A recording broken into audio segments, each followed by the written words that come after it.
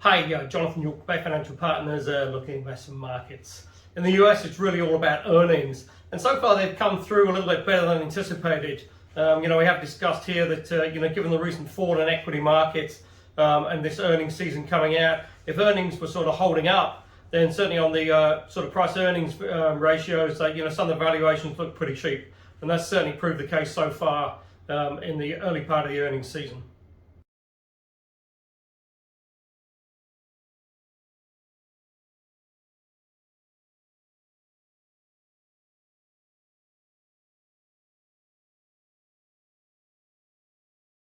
Quite interesting with Bank of America's earnings. They were better than anticipated and also showed that the US consumer is in pretty good shape at the moment still.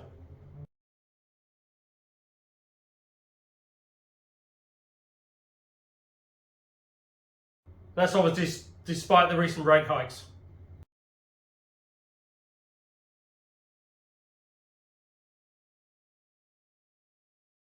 Now again, the debate still rages in the US whether we've actually seen peak inflation. Certainly the latest PPI data was still a highish number, but was well off the highs.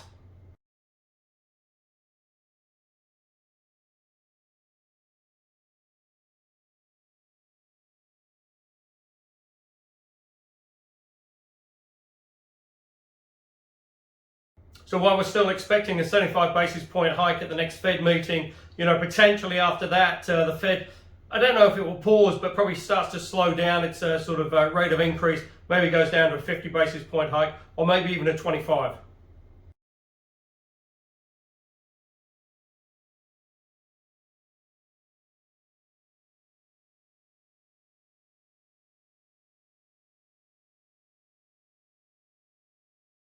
Because certainly it's going to take time for these rate hikes to filter through in the economy. You're seeing the increase in rates straight away in terms of sort of the 10-year trading close to 4% now.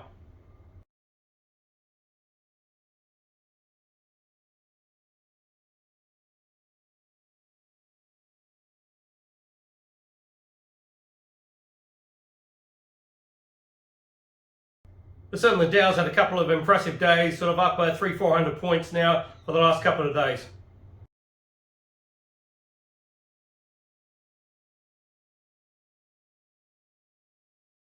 Now also as well as we sort of head into November, we've got midterms, and that's going to be a pretty interesting test for the Biden administration.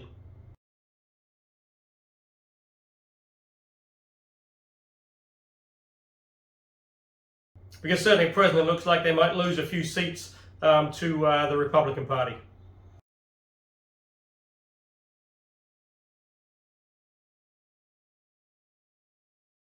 Then once you get the midterms out of the way, then it's all about 2024 and the presidential elections.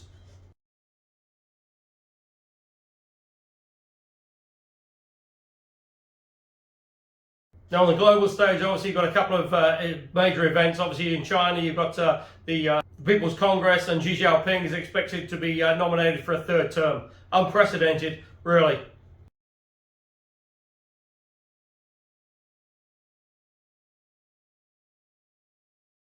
Then obviously you've still got the war in Ukraine. Russia now is entering over 230 days. But Putin has now sort of embarked on a new sort of strategy here with sort of unmanned drones that are sort of knocking out quite a bit of the infrastructure within Ukraine.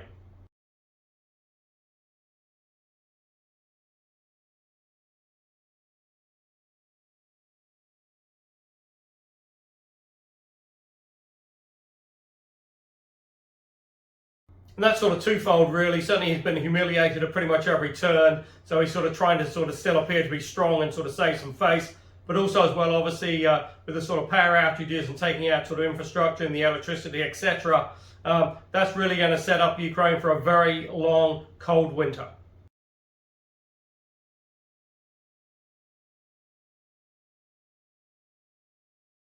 But also, as well, in the east Ukraine, the areas that he's annexed and now having to make a pretty rapid retreat. He's really sort of running almost a pretty much sort of scorched earth policy where he's just sort of obliterating and really sort of just trashing everything that he can.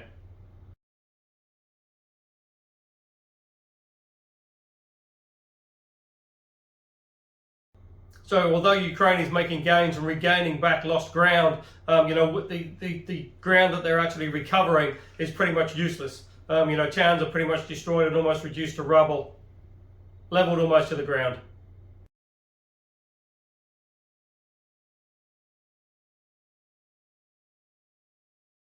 So in a sort of perverse, ironic way, Putin might even claim that's sort of a success because he's managed to destroy the Ukrainian economy while trying to save some sort of face.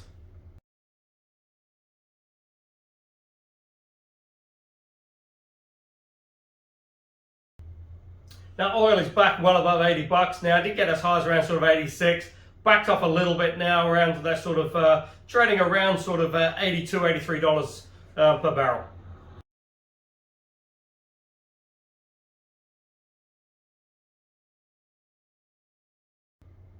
Now in the UK it's pretty sort of farcical. Liz Truss, the Prime Minister now for just around 6 weeks, has had to fire her Chancellor of the Exchequer, Kwasi Kwarteng, very good friend, because really the policies that were sort of being introduced and sort of talked about really sent the markets into a bit of a tailspin.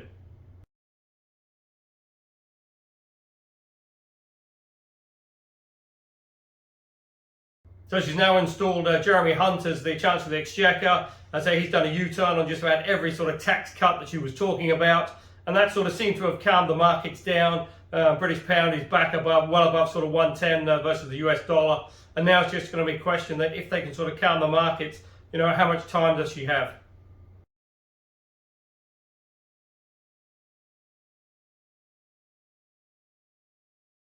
Because supposedly there's 100 MPs within the Conservative Party that are looking to try and replace her.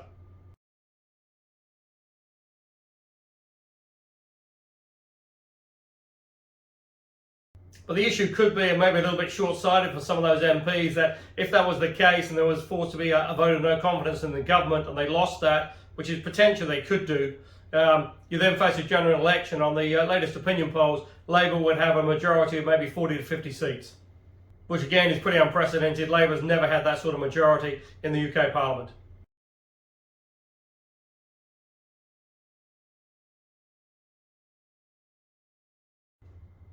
Indeed, the Bank of England has had to step into the money markets to sort of try and calm the situation there. And, people are even talking about a potentially 100 basis point hike at the next Bank of England rate meeting.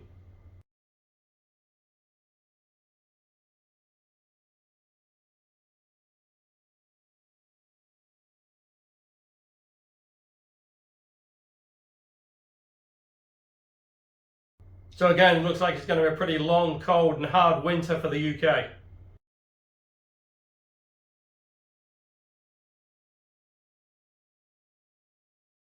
Now in the EU, a little bit of good news out there. Industrial production was up.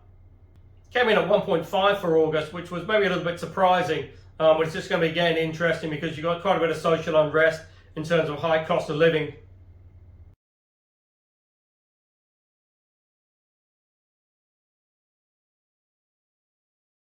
But again, some of the countries don't seem to help themselves, especially in France. You've got strikes at some of the oil refineries, which is then causing a shortage in sort of gas at the petrol pumps, which is then causing some gas stations to have to close, and obviously that forces the price up. Well, then pushes up the cost of living, which then people are out on the streets complaining about.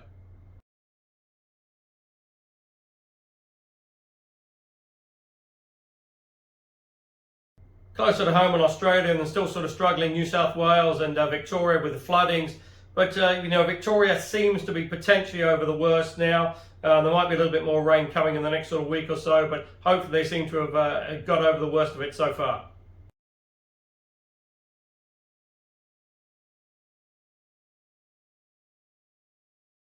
And now it's just a massive cleanup job.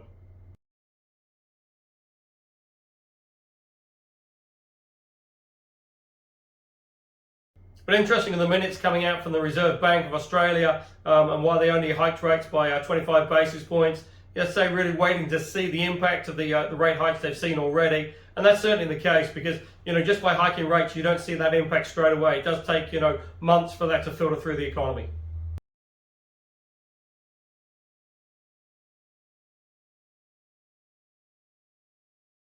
And obviously the danger is that they overhike and then, sort of choke off any growth in the economy.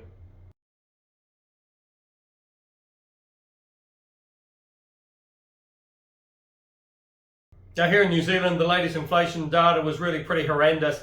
Last month was 7.3. The expectations was to see a reasonably sort of good drop to around sort of 6.5. It actually came in at 7.2.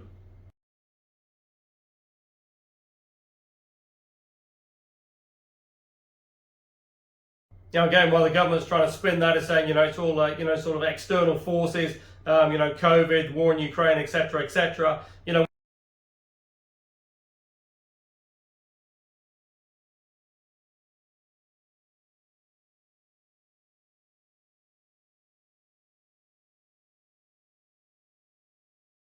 There's quite a major waiting list for, especially in hospitality, for people to come through and sort of, holiday workers to come and help out during the sort of big holiday season.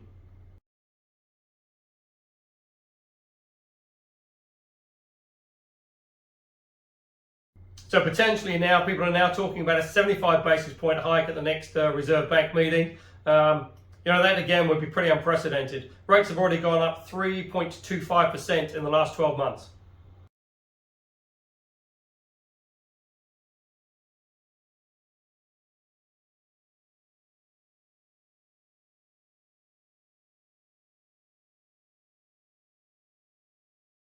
Now that's obviously seeing house prices continue to fall, and again, it's just going to be interesting to see how it does sort of play through.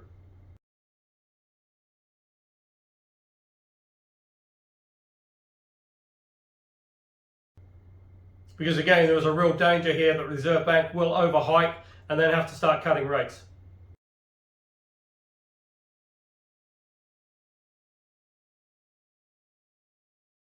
But on the positive side, we are starting to see more tourists come through. I mean, it's still well down on sort of pre-COVID levels. In August, around 1.3 million came to New Zealand. That's a reasonable number, but you compare that pre-COVID. Pre-COVID was up around 5 million.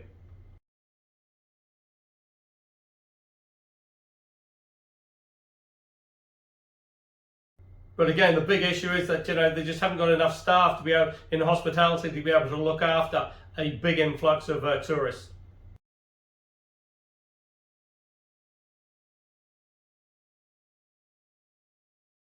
Now the government is also potentially facing another embarrassing situation with Sharma, the Labour MP that has been removed from caucus, is now an independent, has resigned from Parliament, will force a by-election in the Hamilton East district.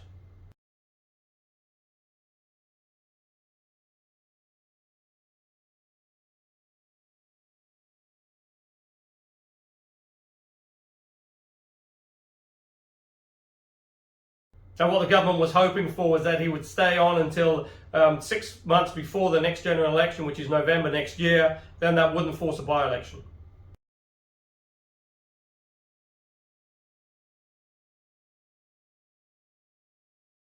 But obviously with the rapid falling of popularity of the government within the polls, this could be a major sort of test, and it'll be very interesting to see how it sort of plays through.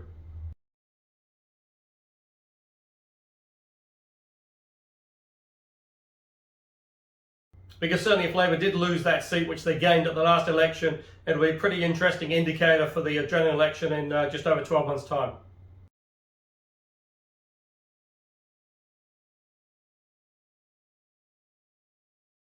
Now in the fixed income space, starting to see a few bonds coming through now, sort of 5 and 6 years, and really quite interesting to see the rates on those. They're sort of ranging from sort of 5.5 to around sort of 6%. It's quite interesting because you look 12 months ago, those sort of same bonds, if they were issued then, would have been sort of 3% or below.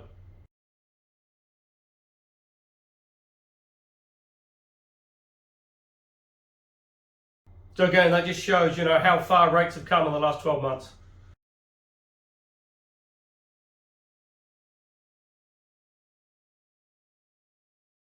So if you are looking for income options, plenty of alternatives available. Go to the website www.bayfinancialpartners.co.nz for lots of interesting articles, and we look forward to speaking to you soon.